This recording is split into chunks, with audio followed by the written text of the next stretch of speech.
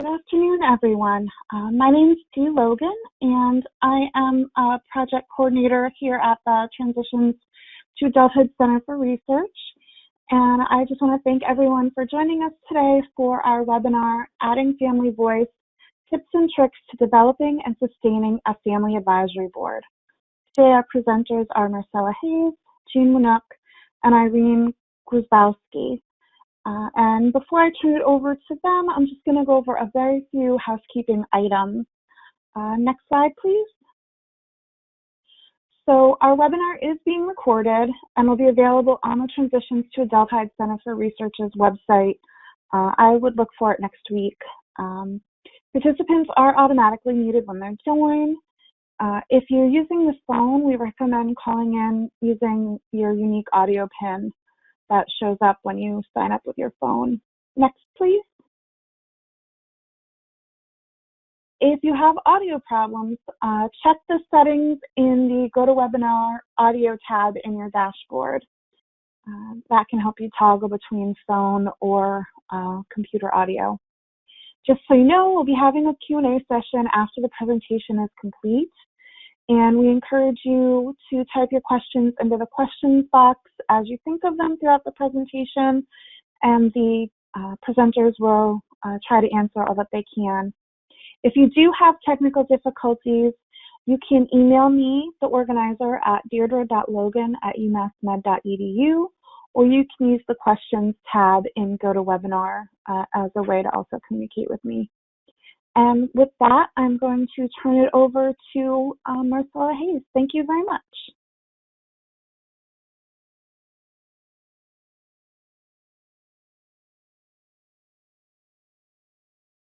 Okay, hello, everybody. Okay, thanks, Dee, so much. Just before we start, I want to go over the quick acknowledgement that this presentation is developed with the funding from NIDLR. Thank you very much. All right, so I'm very excited to be here today with you all and with my co-facilitator, Jean, as well as a wonderful family representative from our advisory board. I just want to talk a few minutes about what our goals are for the presentation today. First, we'll be discussing the value of the stakeholder groups, and in particular, we'll be sharing our experiences in developing our own Family Advisory Board Center, Family Advisory Board here at our center, and holding it up as a model for stakeholder engagement groups. Secondly, we want to get real specific. We'll be sharing tools and strategies that we've created and honed to recruit and engage members so that you're really able to walk away with some concrete ideas to get you started or to continue in your work as you develop your stakeholder engagement group in your organization. Thirdly, we're going to share what we've learned and describe some of our successes and some of our challenges that we've faced with our advisory board in developing and engaging members. And we're really excited because you're going to be hearing from family members directly on their experiences and what they feel the value of a stakeholder engagement group can bring to organizations. And then finally, we're going to be showing some sample products that our Family Advisory Board has created. Okay, so just to give a little bit of context, our Family Advisory Board is part of the Transitions to Adulthood Center for Research, or the Transitions ACR, as we lovingly call it here. And we are a national research center, and we aim to improve supports for the successful completion of schooling and movement into rewarding work for transition-age youth and young adults between the ages of 14 and 30 with serious mental health conditions. So we do this through supporting research that has these missions and goals. And we take this knowledge that's gleaned from our research and we share it out into the community. We share it not only with other researchers, but community members, providers, advocacy groups, and with young adults.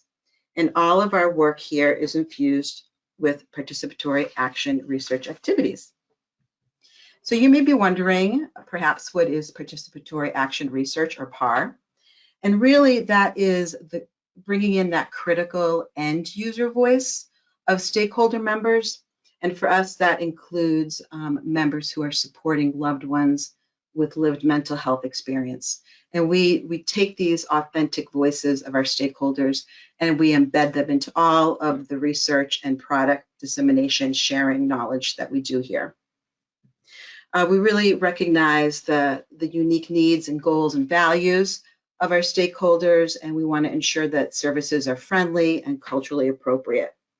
It boils down to the approach that researchers and community stakeholders engage as partners in all steps of the research process.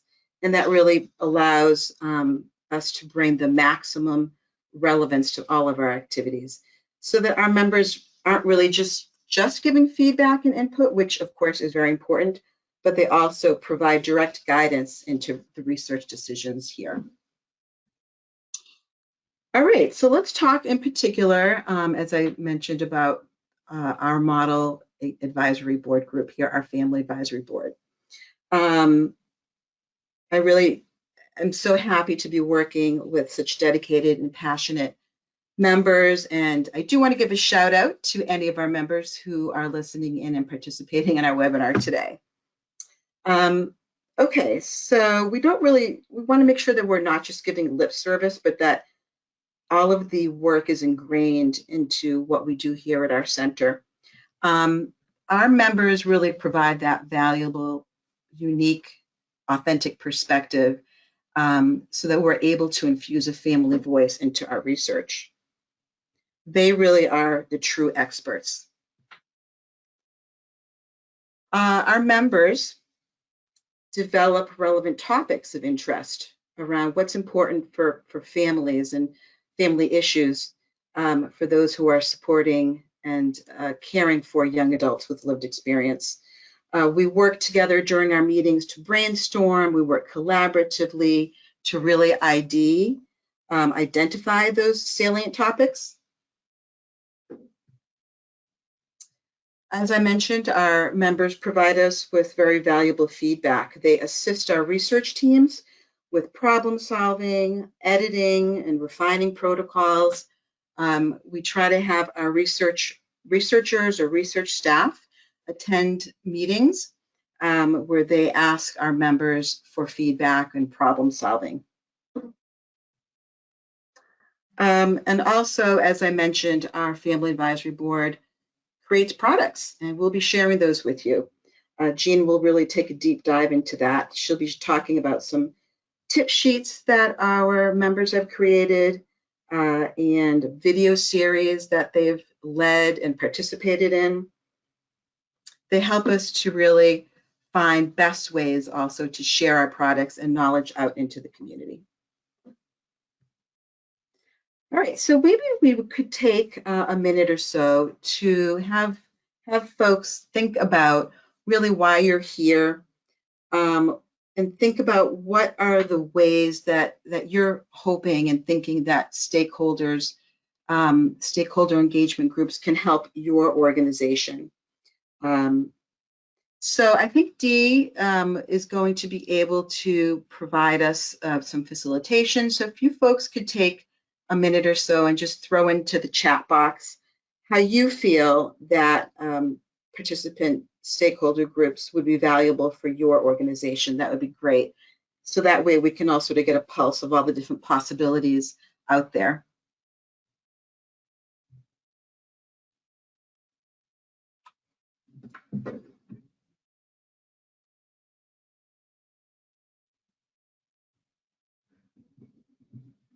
Dee, I'm not sure if you're getting anything that you wanted to share that maybe folks are putting in the chat box.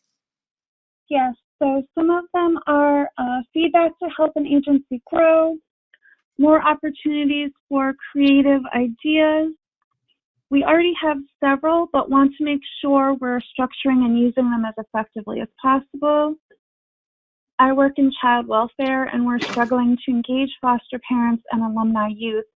We would love ways to better engage those stakeholders. Another, it can increase our reach to families of children with disabilities. I want to use our parent reps in an authentic, real way. Meaningful family engagement, more opportunities for families to be involved in organizations, helping to find appropriate referrals for home visiting programs, effective collaboration among various stakeholders, assisting in altering culture to be more family friendly, how to help these stakeholders take a lead role, help to identify the highest needs for families, and currently our organization has a number of evaluation measures and check in frequently to ask for feedback from stakeholders, but there are very rarely responses from the youth we work with. Experience of the services received at GMH's Kids Division, improve services and expand outreach community awareness, ways to utilize natural supports for individuals, awareness of barriers across different areas. We're starting an engagement group, learning many agencies looking for families. And I think the last one is best way to recruit and ask parents to help recruit. Best way to keep families, parents engaged. Wow, that is so exciting. I'm really happy that everyone was able to share what their thoughts were, and maybe it even can give organizations some other possibilities of how engagement groups can help.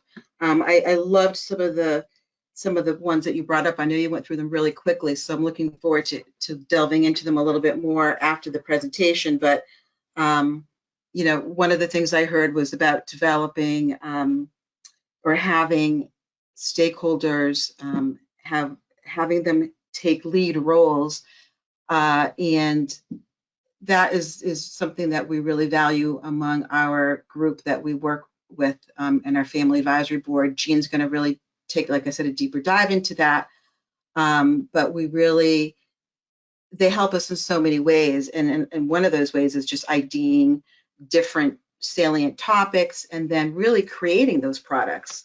You know, developing content, providing feedback for formatting. I mean, in so many different ways. So that's really helpful and exciting ways. I agree. So it sounds like you know, these really are just going to be a summary of what was said about ensuring activities are conducted with end user voice and direction, really maximizing the relevance of the work that you're doing, providing feedback through personal experience, advising on processes. I heard something about that, improving services, activities, and products, and then just even identifying ways that maybe we didn't even realize topics or initiatives that were needed that could be brought to the forefront from our family advisory group or stakeholder engagement group members. All right, thank you so much. So let me just share with you what our family advisory board looks like. Again, this is a model. Yours may look a little different. We have between 8 and 12 members in our family advisory board. I say 8 to 12 because at times we do find that members may have competing priorities and may have to shift their time off of our group. But we looked, right now I think we have about 10, and we have families who are supporting children between the ages of 16 and 28. Here's a picture of us, and I love seeing all the smiles here.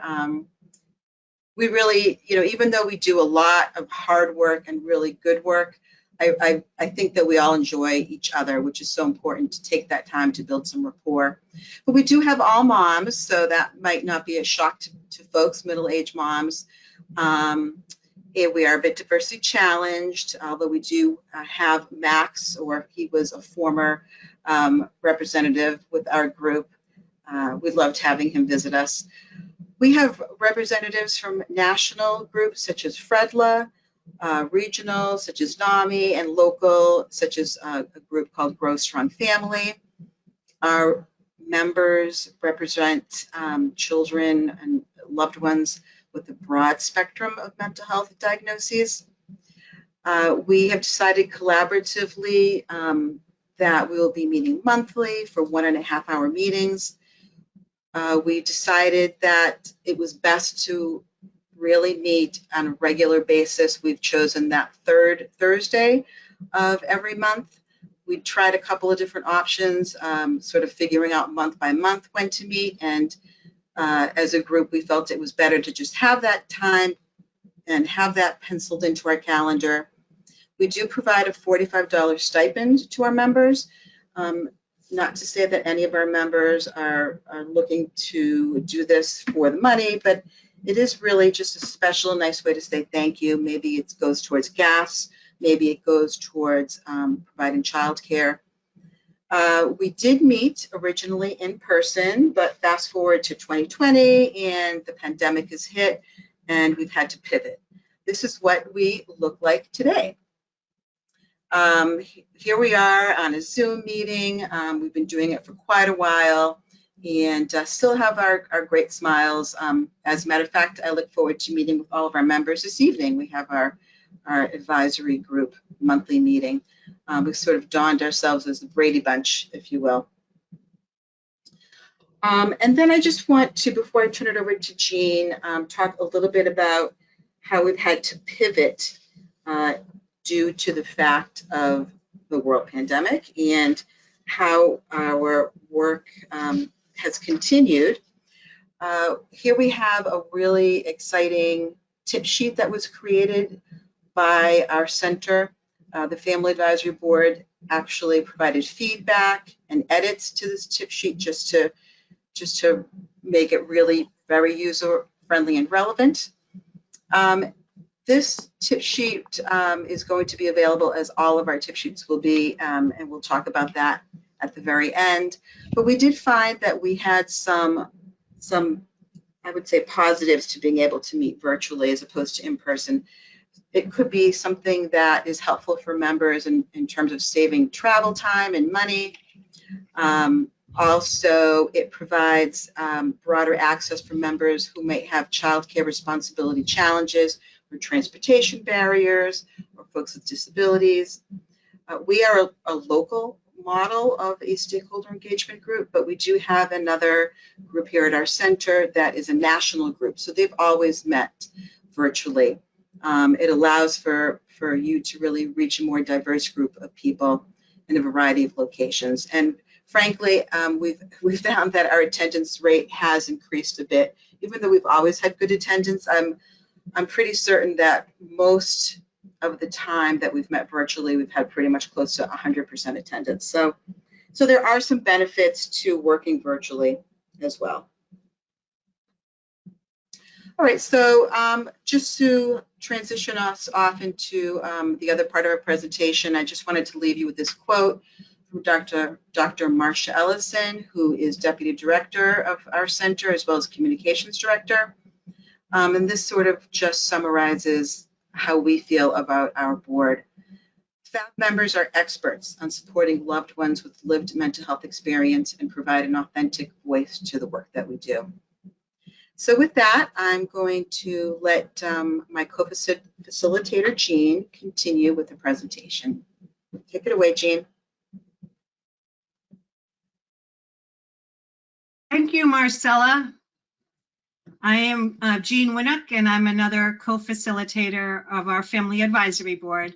And now I thought we would talk a little bit about how you can get started with your own Family Advisory Board. These are 3 steps that we have found helpful in starting up. The first one is together, Marcela and I defined the FAB's member roles and responsibilities. We then moved on to recruitment and then collaboratively with our new members worked on creating our mission together. You can flip on to the next slide, please.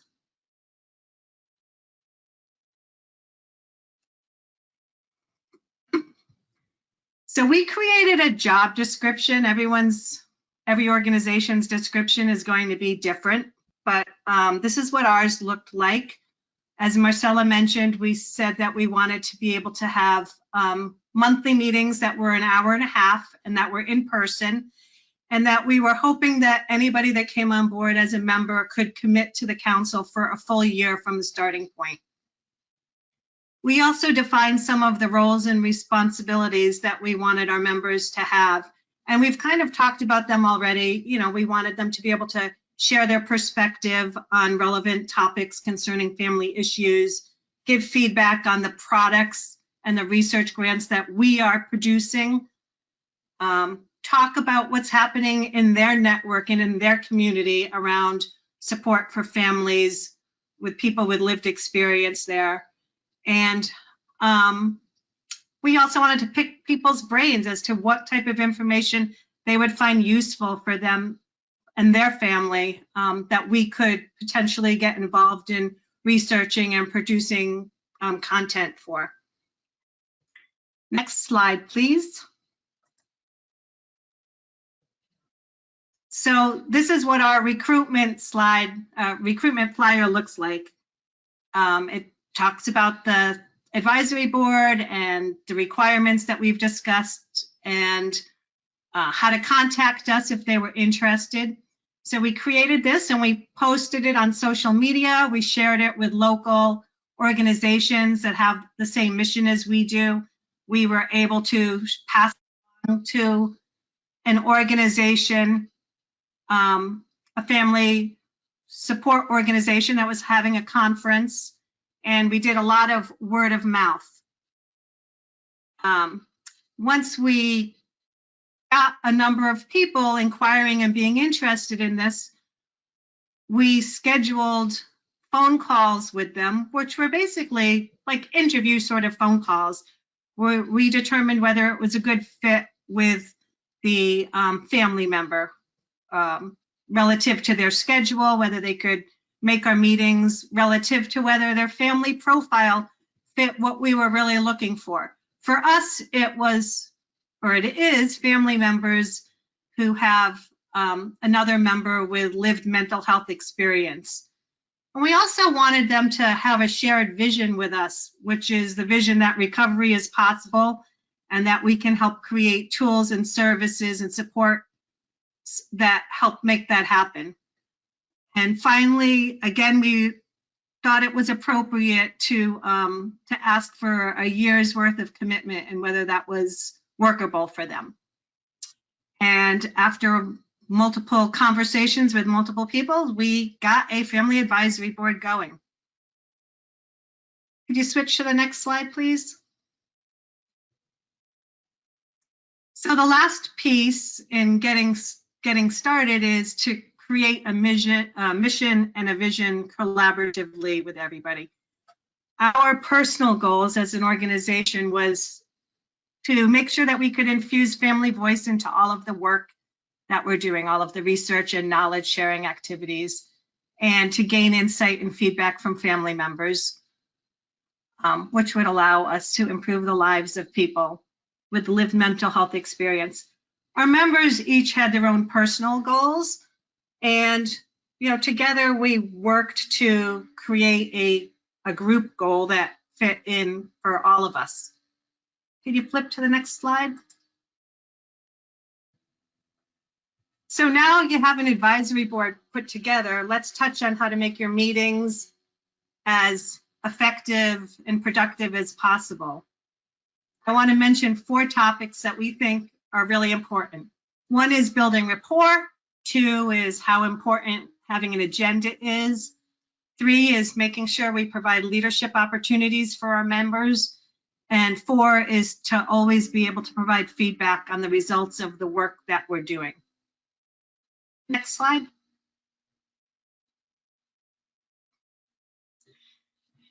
As we all know, people engage and share more when they feel comfortable. So building rapport and relationship is super important for us. We have an organization that works to establish a safe zone for sharing and building rapport and hearing all voices. Just like in Vegas, we have a comfort clause which says confidentiality matters, and what happens and what is said in the meetings stays in the meetings. We love everyone's contribution, but it's important to let people know that they can always say pass. And we embrace and value, open honesty in a judgment-free zone. We try and make sure we are always respectful to everybody. Next slide.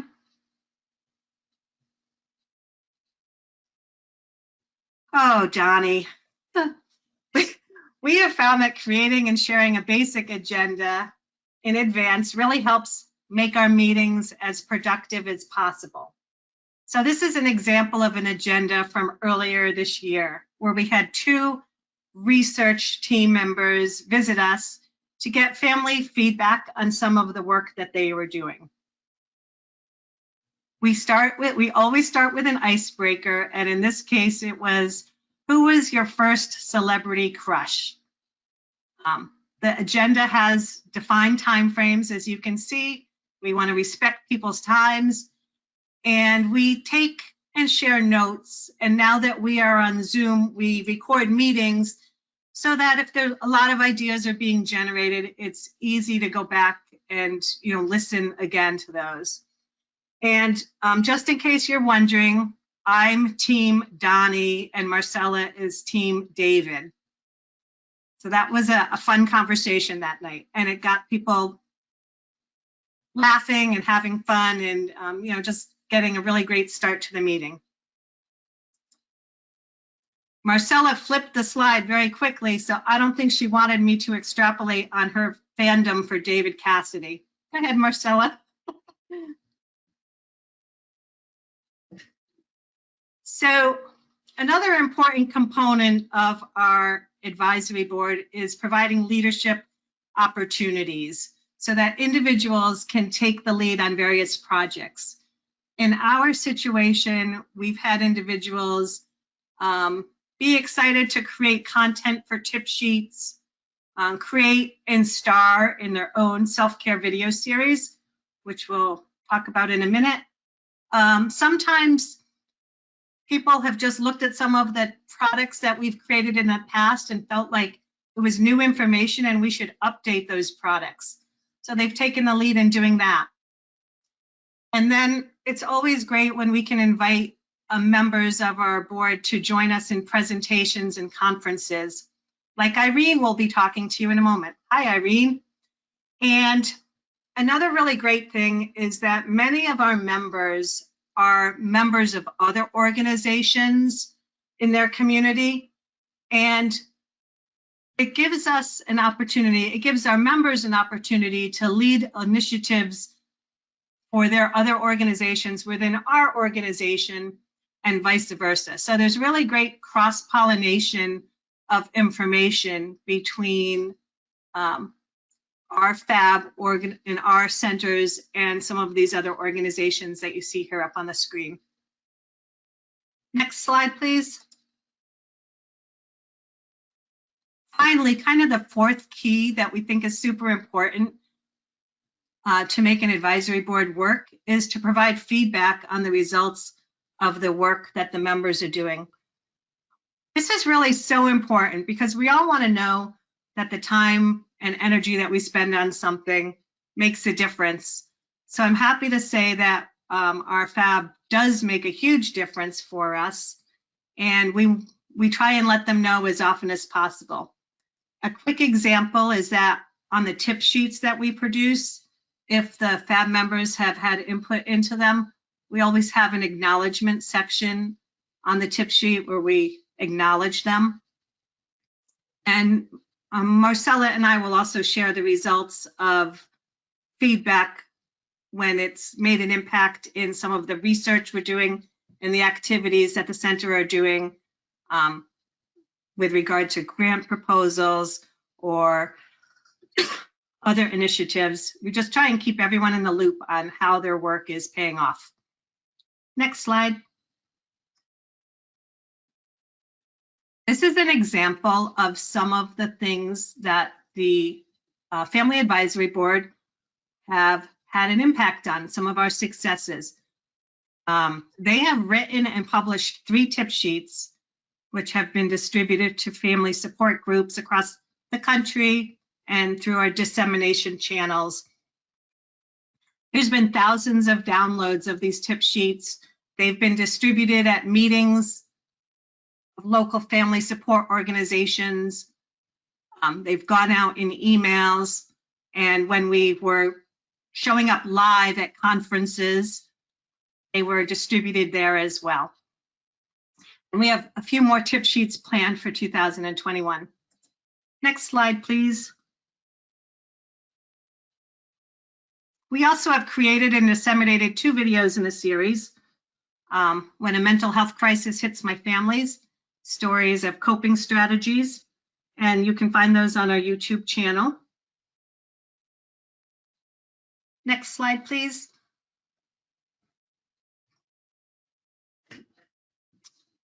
And really some of the most exciting thing is that we've provided family voice on multiple research products and center initiatives. So this is just a few of the examples of the projects that the Family Advisory Board has been a part of. Next slide.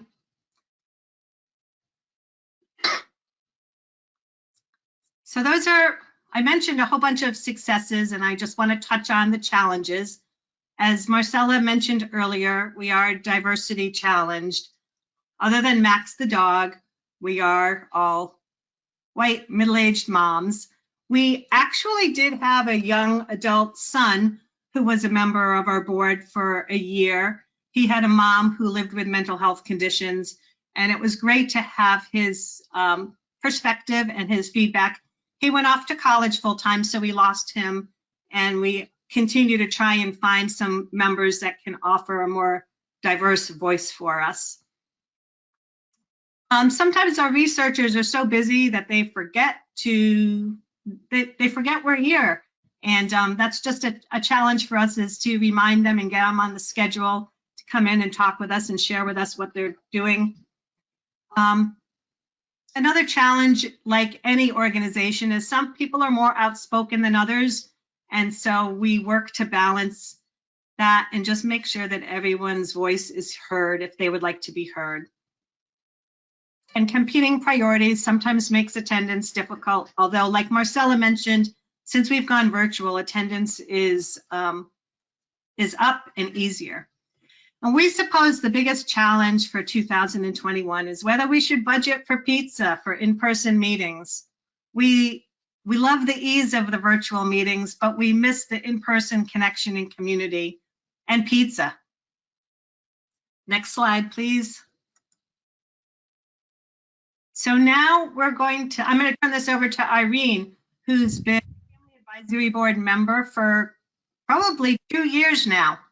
So I'll put myself on mute, and here you go, Irene. Thanks, Jean, and thank you, Marcela. First of all, thank you for the work that you do, because it's really amazing, and I'm very excited to be part of the Family Advisory Group at the ACR.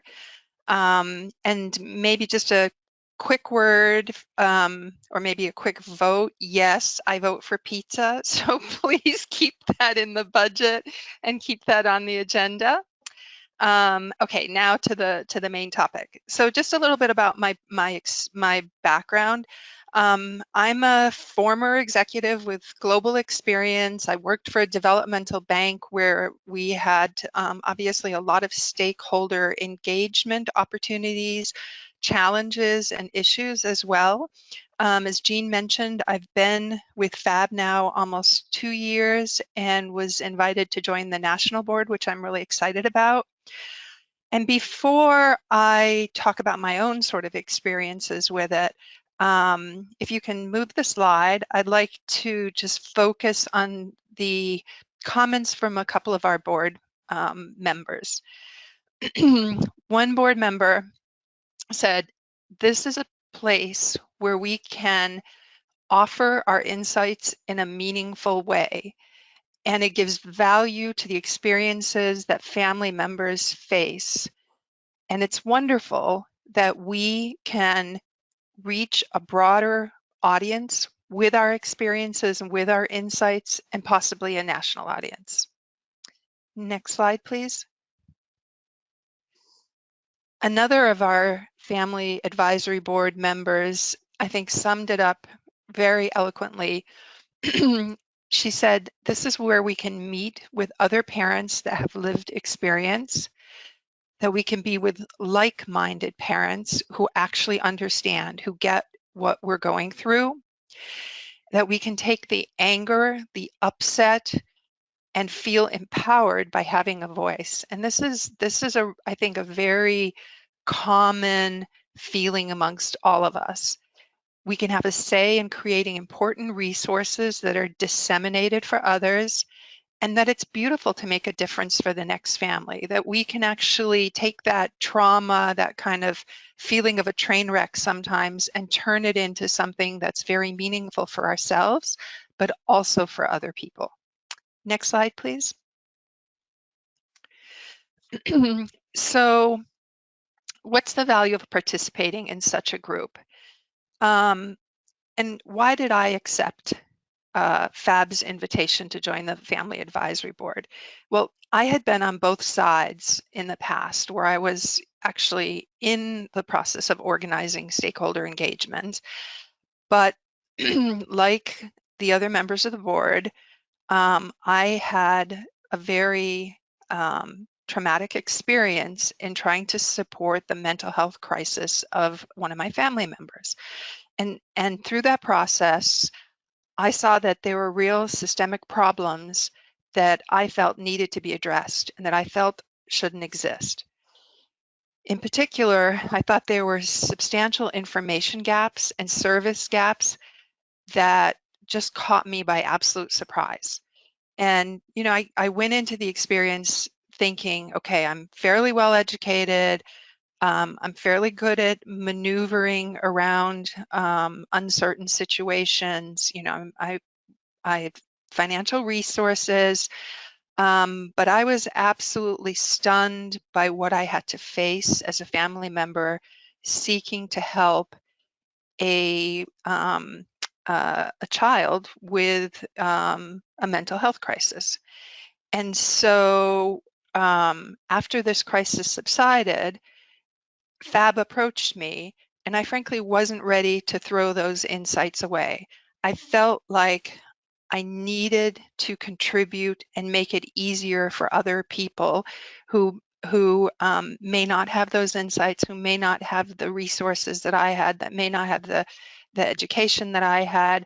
And I felt like for every 200% of anything I gave, or 100%, sorry, of anything I gave, I would get tons more back as a reward and be able to improve the situation and to pay forward for all the help and the generosity and the advice and the experience that I'd gotten as I was struggling to live through this traumatic period in my life.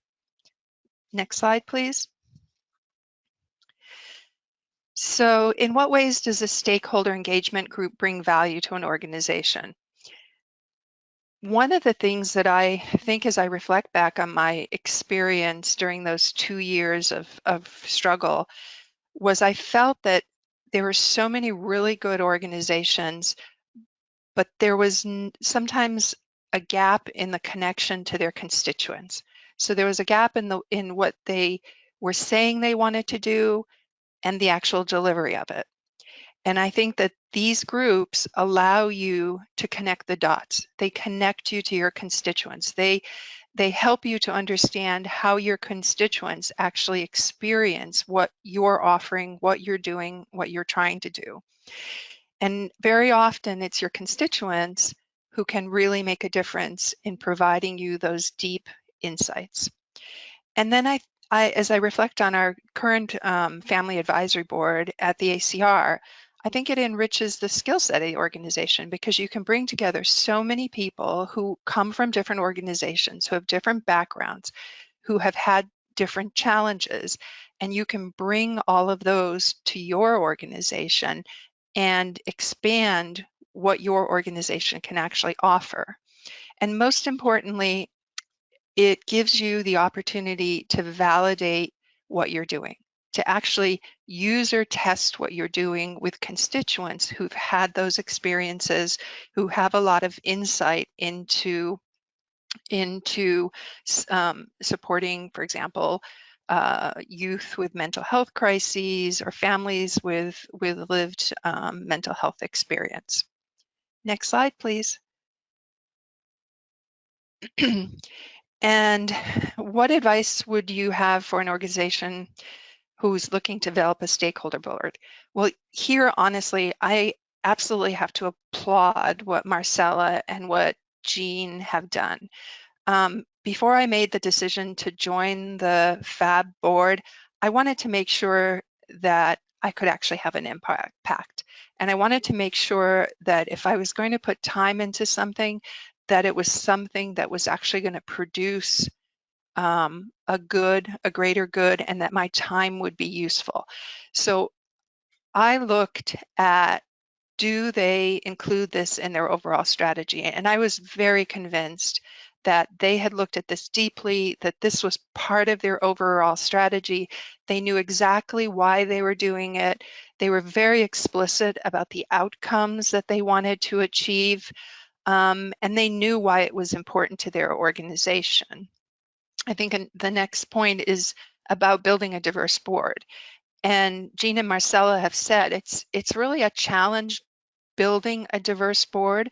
But if I look at our board, aside from maybe our demographic diversity is not so great, we have tremendous diversity in terms of our professional experience, for example, in terms of the different illnesses that we've had to cope with, in terms of our collisions with service providers in the public realm, in the private realm, and so forth. So I think diversity is a very important element of it. And I think it's important to look at that diversity in many different ways and many different layers. And one of the things I think that both Marcela and Jean have done incredibly well is active communication.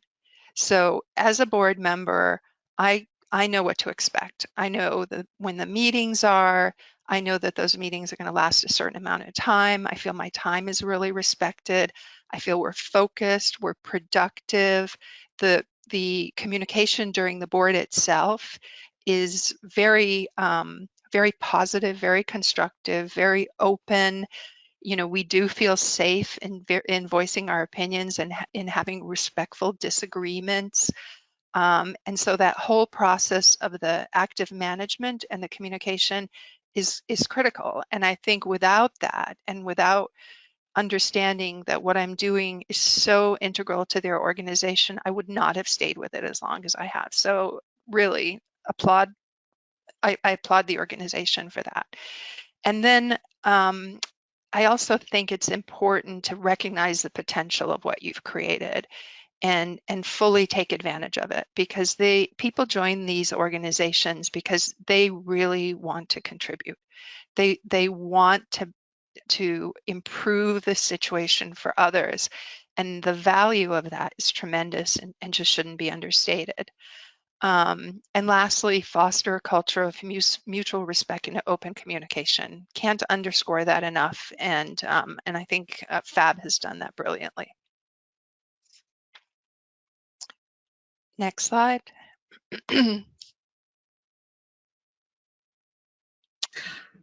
Okay, wow. Well, Irene, thank you so much for all of your perspective sharing. Really appreciate that. We don't have too much more time before we open up to question and answer, but I just wanted to take a quick second to summarize some of the main takeaways for today's presentation, and that is that advisory councils are really very valuable, and they're an excellent way of making your organization more successful, whether it's through research, policies or services, making them more accessible, really getting that target end user voice. Hopefully we've shared some best practices or promising practices for recruitment and meeting structure that we have found to be very successful, along the way. And again, we've adapted as we've gone along and made improvements. And thus far, we're really happy with where we stand with this and how we've developed it. And I think you've heard this along the way from both myself, from Jean, and especially just now from Irene, to be really clear in your mission. Why are you there? Working collaboratively is so important to open up these meetings and really hear from your board members, providing the opportunities for leadership, whether that's developing initiatives, processes, products, really allowing for that to blossom. So we hope that you have been able to come up and think about some ways that having a stakeholder engagement group can benefit your organization. Jean?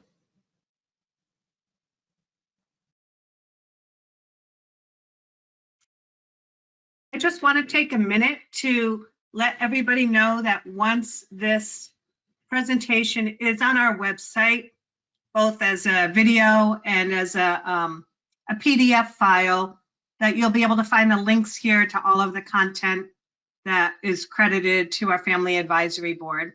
And this is just a list of that stuff. And it's also available on our website right now. Next slide.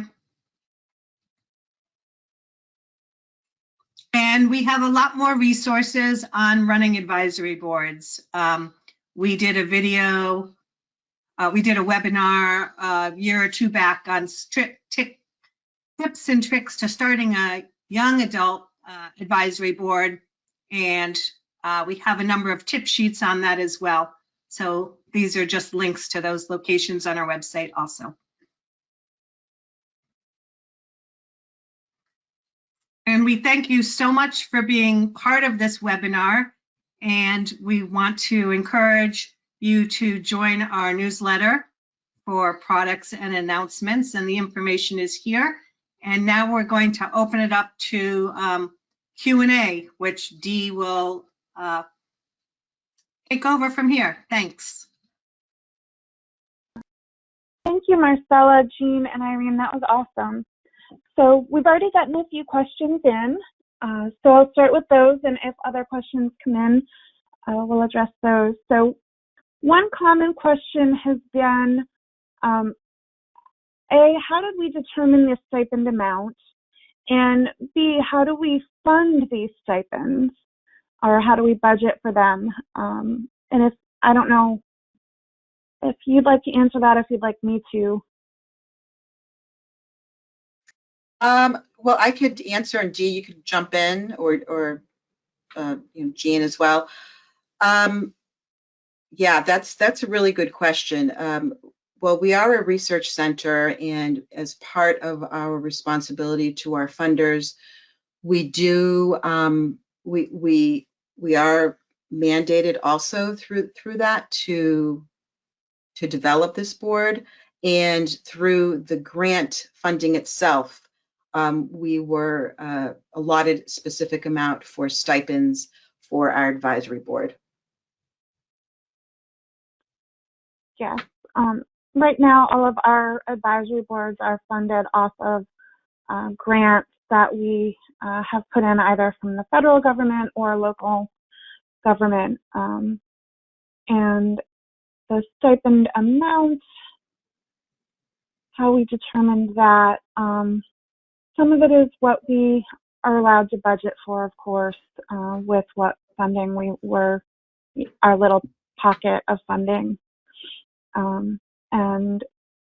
So it's $30 an hour is the breakdown, and because it's an hour-and-a-half meeting, it's $45 the total.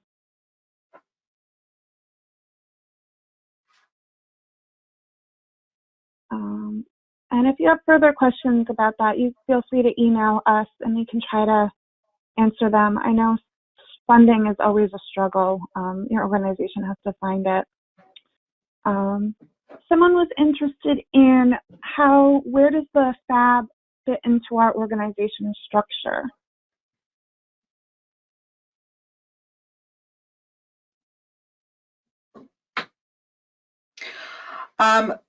Yeah, so I think part of the answer was what I had responded to before.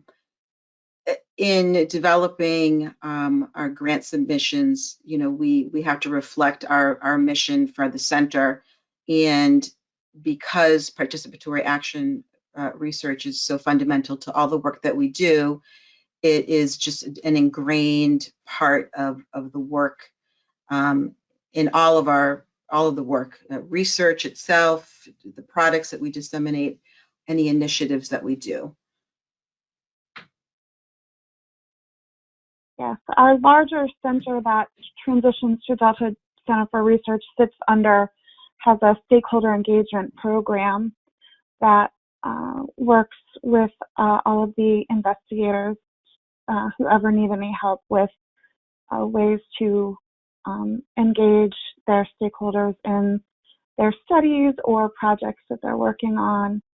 And so it's a really fundamental part of our work, and we feel it's really important to include the voices of the people who the research will impact. Next question. So this is an interesting one. I'm not sure I know the answer, or if we do, but have we addressed the issue of providing support for individuals who don't speak English? I live in a community where there are many Spanish, Vietnamese, and other languages that are primary for stakeholders. Wow, that's a super question. That's a tough question. I don't know if I have the answer to that either. I think that's definitely another layer of challenge for sure. I know that we've taken, this is not exactly what you're asking, but I know that we've taken several of our products and translated them into various languages, but I think you're asking more about stakeholder groups. I would say that it sounds like it would be very valuable. So that might be something to broach with the leadership of your organization, and explain why it would be so valuable to include multi-language stakeholder groups. So and possibly interpreters. Yeah. That's That a would be something you'd fantastic have question. to budget for. That could be a great topic for another webinar. I would love to dig into that one a little bit more.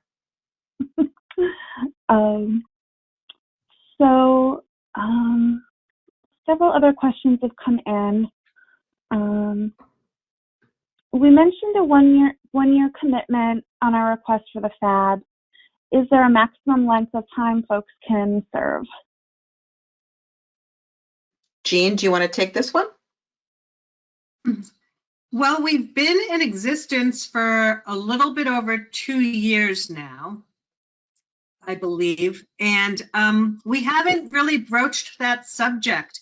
It seems a little bit like it's been a natural transition that some people have retired after a year because they've gone back to school or moved away or transitioned to wanting to put their time and energy into other organizations. And I don't think we have anyone in our group right now that we really want to kick out, right, Marcela? So we haven't made that, we haven't talked about that, but I'm wondering maybe that's something that we should bring up with the group and hear what people have to say. And at the moment, we don't have term limits.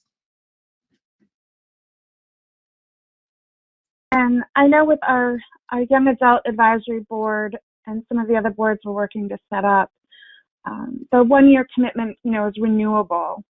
So if it's, people don't have to reapply for the year, and there may be ways that if you found that a member isn't necessarily working out, that and it's just, it could be for any reason.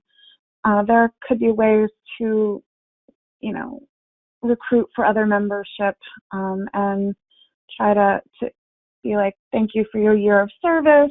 We really appreciate it.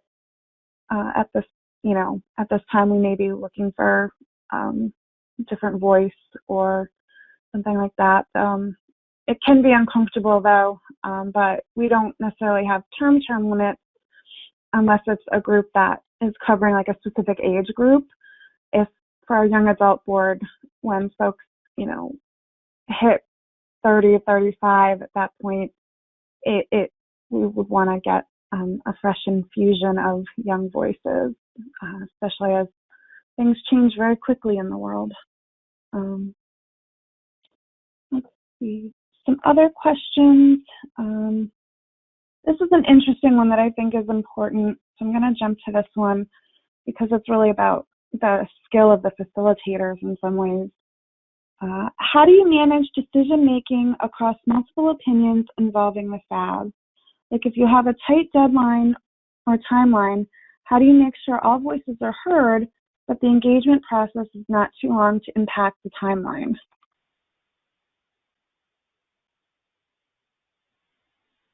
I would like to jump in here and share one decision that we made as a group, which is that sometimes people can't attend meetings for whatever reason. And at the beginning, when we first started the advisory board, we tended to keep decisions hanging out there for a while until everybody's voice could be heard. And sometimes if they weren't at a meeting, it meant we didn't make a decision until the following meeting. So we did collectively make a decision that the people in attendance at that particular meeting where a decision needed to be made were the ones that were authorized, in essence, to make that decision. So if you were in attendance, you could be involved. And then the other piece of it is that if, for instance, we have 2 tip sheets that we're working on or deciding which one we should prioritize, oftentimes we will really divide and conquer. So if there are differing opinions and both are valid, sometimes we'll just separate into smaller groups, and individual groups will work on different activities. So those are 2 strategies that we've used to make decisions when there might be differing opinions. Is there anything else you want to add, Marcela? I think those are 2 great examples. The other piece that may be useful that we've learned along the way is setting deadlines, because I think that in the beginning, when we first started working with all the members, we didn't have clear deadlines, and so decisions and feedback could be sort of spiraling sometimes. So if you say this is the close of this decision-making period, then that's the close of it. As collaboratively as possible, of course, but we do have deadlines that we needed to meet for our center as well. So it is kind of a balancing act, I do have to say. Irene maybe could give her perspective on that, but those are some points you may want to take into account. Sure, I'd be glad to. No, I think everything you've said, reflects pretty well. And I'd mentioned about the active management, and this is what you guys have gotten really good at. We have an agenda that's advertised in advance. We know why we're coming, what we're going to be focused on, what we need to accomplish, and then we have follow-up communication that confirms exactly that. So everybody is apprised and so forth. And by doing that, you also give time within that 1 hour and a half to not only accomplish, sort of the outputs that you want to achieve, but we also have time to meet together, have an open discussion, and develop that community that we really feel within the advisory board.